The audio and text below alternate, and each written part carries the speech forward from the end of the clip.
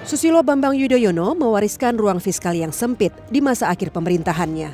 Ratusan triliun rupiah diguyurkan SBY untuk menanggung beban subsidi bahan bakar minyak sehingga menggerogoti APBN. Ketika pemerintahan berganti, Presiden Joko Widodo mengubah orientasi menyangkut BBM.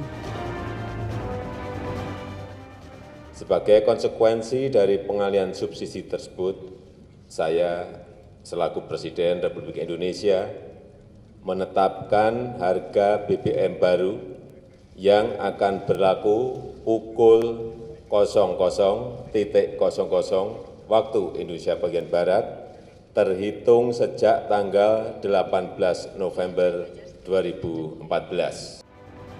Jokowi menaikkan harga BBM. Harga premium misalnya dinaikkan dari Rp6.500 per liter menjadi Rp8.500 per liter pada 18 November 2014. Seterusnya, harga BBM dilepaskan menurut harga pasar tanpa subsidi lagi.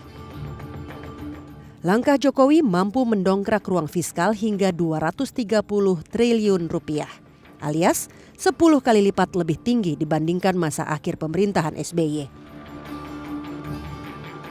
Dengan keleluasaan fiskal tadi, kini pemerintah bisa menggeber pembangunan. Bapak Presiden, ini sebuah kebijakan tentang pengurangan subsidi atau pengalihan subsidi BBM kemarin itu banyak orang kasih komplimen, pujian. Kemudian tidak banyak respon negatif yang terjadi di lapangan. Sebetulnya apa yang membuat itu bisa berjalan? Ya, saya kira ini hanya keberanian memutuskan saja. Dengan apa ya, kalau kita bayang-bayang, waduh nanti kalau kita putuskan ini ada demo 2 bulan 3 bulan nggak habis-habis misalnya, ya nggak akan kita putuskan. Tapi ya setelah kita kalkulasi, kita hitung, ya sudah kita putuskan. Kemudian kita punya ruang fiskal 230 triliun yang itu nanti akan kita luncurkan dalam, memang fokus kita sekarang ini infrastruktur, tetapi juga tentu saja kebutuhan dasar, pendidikan, kesehatan juga tidak kita lupakan. Ya, Bapak Presiden, itu BBM naik dan orang berharap harga-harga juga BBM turun.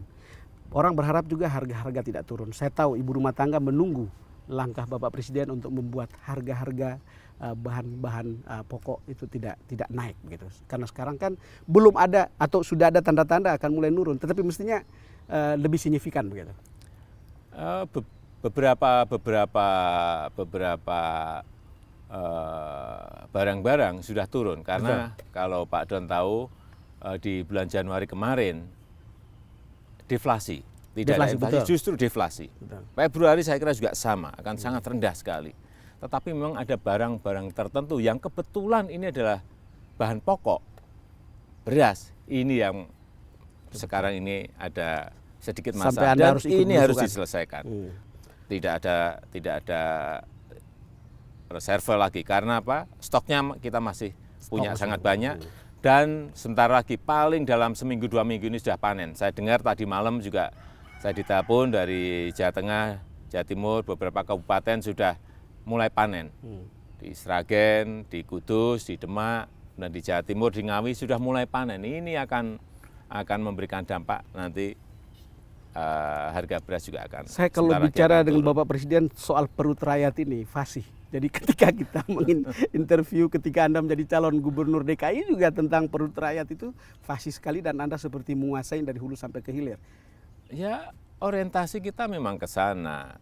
Kalau kebutuhan-kebutuhan pokok ini tidak ditangani secara serius, kita akan mempunyai problem yang berat. Oleh sebab itu, target swasembada pangan, kedaulatan pangan itu betul-betul harus kita target, itu harus betul-betul nanti kita dapat.